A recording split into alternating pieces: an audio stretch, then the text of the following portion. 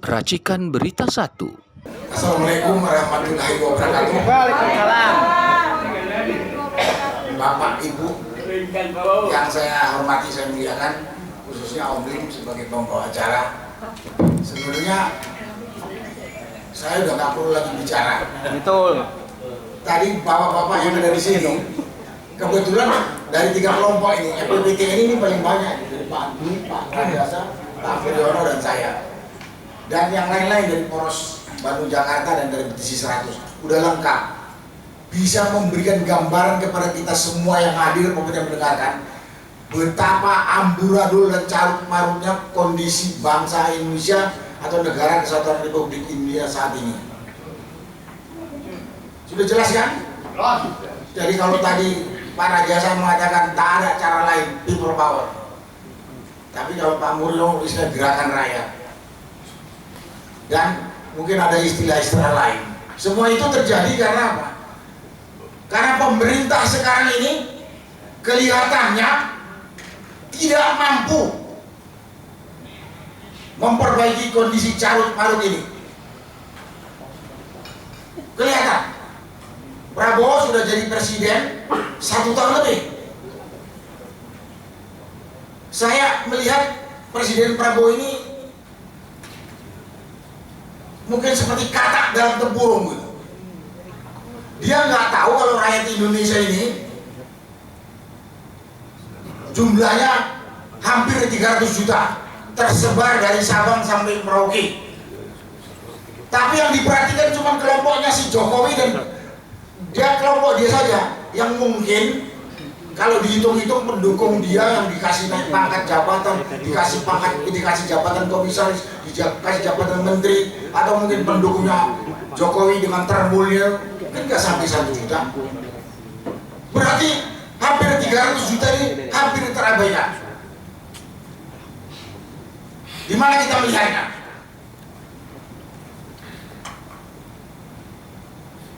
Melihatnya begini, suara rakyat Indonesia ini, saya yakin mayoritas menghendaki Jokowi di adili, tangkap adili. Saya yakin juga sebagian besar rakyat Indonesia majurkan Gibran. Ya, majurkan tuh mau dipecat atau diapain sama lah itu kan. Nah, karena sangat jelas kesalahannya, nggak perlu saya omongkan di sini. Karena tadi teman-teman sudah ngomong, dan kita semua bangsa Indonesia ini tahu. Tapi lihat Prabowo masih bermesraan dengan kelompok ini. Bahkan pada waktu yang lalu dia mengatakan, anak buahnya tuh saya tahu suasana pertemuan di Gerindra itu, tahu ya, dapur kan. Tahu dia teriak hidup Jokowi gitu. Jadi otaknya Prabowo itu yang pikirannya cuma yang dia senengin saja, yang diperhatikan, yang lain enggak. Habis itu dia ngomong, Jokowi itu kopeng saya, Jokowi itu guru politik saya. Apalagi gak usah mencela-mencela, kita ini memang timnya Jokowi. Apa yang dianggap Prabowo ini rakyat Indonesia dia itu saja. Padahal orang yang disebut itu orang yang begitu kotor. Saya katakan Jokowi dan Gibran itu sangat kotor. Kategorinya sudah pengkhianat negara. Tapi Prabowo masih bermesraan dengan dia. Berarti kan dia bukan pemimpin kita itu. Itu cuma pemimpinnya Jokowi. Ya saat ini saya bicara Prabowo bukan Jokowi, karena presiden sekarang itu adalah Prabowo. Berarti kan memang dia tidak dengar suara orang yang dipimpinnya, orang yang harus diurusnya. Ada nasihat dari orang-orang bijak yang lalu. Saya masih ingat, jangan jadi pemimpin kalau tidak bisa menegakkan keadilan. Apa adil? Yang satu minta ini orang diadili karena dosanya jelas, ini dia bermesra-mesraan.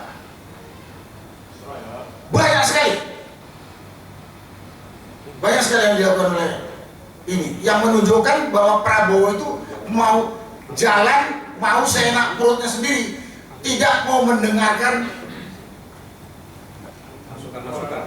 suara rakyat secara umum. Nah itu kan namanya bukan pemimpin kalau kayak gitu. Ada yang mau kritik, langsung dia naik telinganya. Yang mengatakan, saya tahu ada orang pintar yang banyak mengkritik, padahal dia gak bisa ngasih beras, gak bisa ngasih BBM, gak bisa ngasih apalah dan sebagainya. Lu gila Pak? Nah, iya, itu pemimpin kita kayak gitu. Nah, dan lain-lain apa lagi yang mau saya ceritakan tentang ini. Dan saya tahu pribadi Prabowo ini, waktu masih dinas TNI maupun masih setelah di partai, karena saya juga bekas partainya dia dulu berapa tahun. Keluar saya dari Gerindra. Orang ini anti kritik. Mimpin orang 300 juta, masa mau jalan menurut versi otaknya sendiri kan aneh. Gas. Aneh kan? Gas. Enggak. Berikutnya apa? Berikutnya akan membahayakan kita bangsa Indonesia yang hampir 300 juta ini.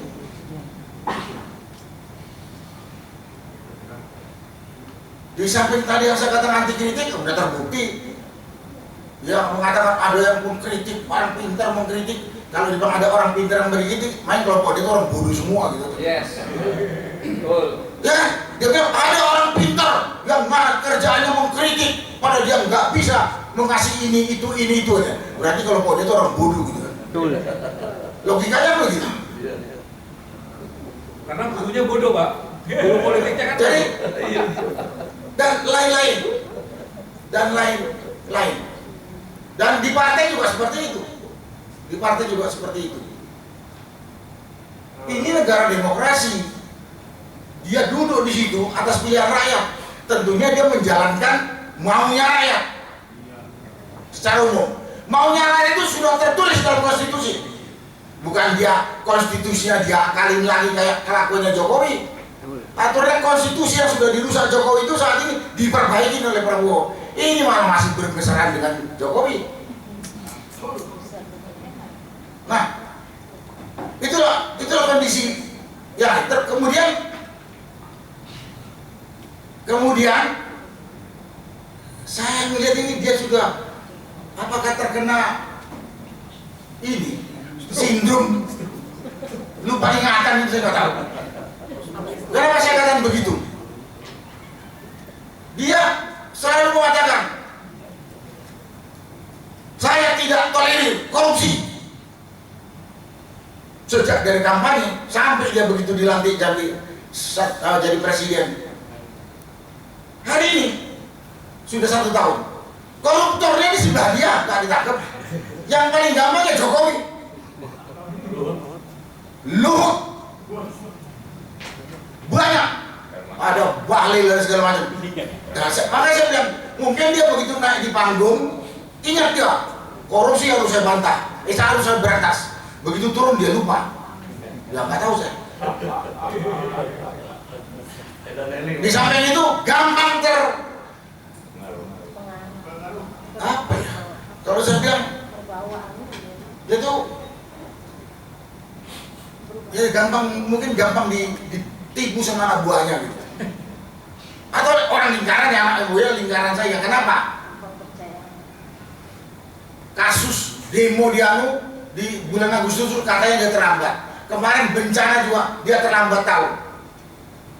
Orang mata dan telinganya presiden itu 300 juta rakyat Indonesia itu. Ya kalau disusun menteri yang 40, kepala badan teteh bengek, kepala daerah berapa ribu itu. Tapi dia terlambat, buntut terlambat rakyat mati. Buntut terlambat rakyat mati. Dia sih nggak mati dia. Tapi ada juga yang aneh. Kayaknya gagah banget kalau di forum ini atau di podium mau disikat semua setan iblis segala macam. Tapi ada 2 perintah dia. atau kalau enggak paling satu lah yang jelas dilanggar di depan mata diam saja dia. Gimana himbauan? Oleh Kapolri kebetulan. Oleh Kapolri kebetulan. Nah ini kewibawanya di mana? Kehormatan dia di mana? Harga dirinya di mana? Dan tadi ada bicara ada orang besar, ada orang kecil dan segala macam. Siapa tadi? Teman saya di sini ngomongnya. Menurut aturan, menurut undang-undang, orang paling besar di Indonesia itu adalah presiden. Tahu ya ada orang lebih besar dari presiden. Dan saat ini presidennya adalah Prabowo. Jadi nggak ada alasan dia itu takut sama yang lain, karena yang lain itu kecil. Sangat aneh ditajai kalau Prabowo sebagai presiden yang katanya menurut undang-undang orang paling besar, kok takut sama Jokowi bekas presiden, takut sama Luhut menterinya, takut sama Kapolri-nya. Nah, pada kesempatan ini kalau saya pribadi, Bapak nyalonkan jadi presiden, Pak Prabowo udah takut 4 kali atau 5 kali, luar biasa ininya, perjuangannya, ambisinya. Ya sudah jadi presiden, bapaknya harus jadi presiden yang paling baik yang pernah memimpin Indonesia ini. Berapa? 8 presiden. Jadi harusnya dari perjuangan dia 4 atau 5 kali mau jadi presiden, harusnya begitu jadi presiden dia harus lebih baik dari 7 presiden sebelumnya. Tapi sekarang malah dikendalikan oleh presiden sebelumnya. Jauh lebih baik sedikit itu gampang. Kenapa saya ngomong begini? Ini saya sampaikan kepada bapak dan ibu-ibu sekalian, saudara-saudara sebangsa dan setanah air. Apakah Prabowo ini masih kita bisa percaya, masih bisa memberikan keyakinan kepada kita, bisa memperbaiki kondisi bangsa yang carut marut ini? Itu saja. Kalau memang masih bisa percaya, bapak masih percaya, oh silakan, saya nggak percaya. Kalau bapak percaya, bahwa yakin Prabowo masih bisa memperbaiki kondisi, ya silakan. Saya sih nggak percaya, tidur aja. Nggak aja 1 tahun ini omong terus tanpa action. Ya kalau kata teman-teman saya, dari omong-omongnya itu nggak sampai 5% yang jadi action. Nah, kalau memang kita perlu cari pemimpin yang lebih hebat, ya kita harus ikuti apa yang dibilang teman saya tadi, Pak Rajasa atau Pak Murano. Revolusi. Rakyat harus bersatu, cari pengganti yang lebih baik dari Prabowo. Kalau sebagai presiden. Kita bukan sayang sama diri kita saja. Negara dan bangsa Indonesia ini didirikan di atas darah, jiwa, nyawa, Martin Fathers, NKRI yang notabene adalah orang tua kita. Dan kita wajib harus bisa mewariskan ini negeri kepada anak cucu kita. Kalau sekarang aja udah kelihatannya sudah mau menuju kehancuran, tanggung jawab kita berat. Kalau kata Pak Mulyono, melihat kehancuran, melihat kerusakan, melihat pelanggaran, melihat kesalahan, kita diam, kita ikut bersalah. Kita ikut bersalah. Saya nggak mau dikatakan bersalah, makanya saya ngomongin. Itu yang bisa saya sampaikan pada kesempatan ini. Banyak sekali di kepala saya ini. Kalau saya sampaikan nanti mungkin Bapak Ibu bosan dengannya. Tapi saya cuma mau tanya, Bapak masih punya keyakinan Prabowo masih bisa memperbaiki bangsa dilihat dari unsur kerja dia 1 tahun ini? Iya. Kalau saya kita harus ganti. Rakyat punya untuk ganti. Iya. Masih.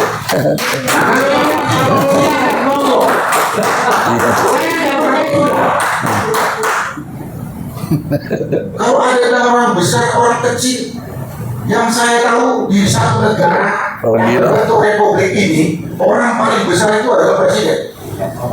Orang gila. Kalau dia masih takut pada orang lain, memang dia nggak pantas jadi presiden. Yang takut. Wah, kalau ayam saya mau ditikus gua.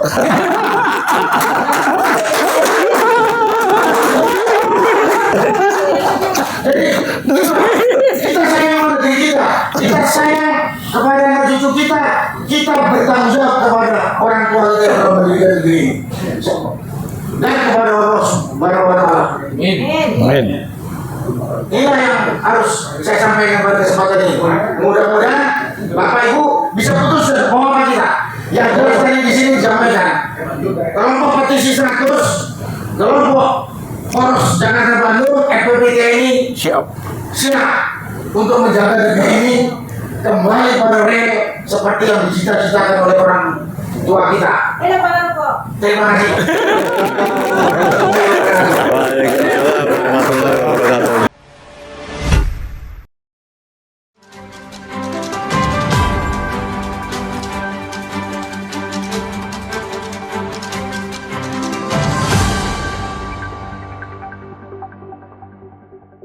Racikan Berita 1.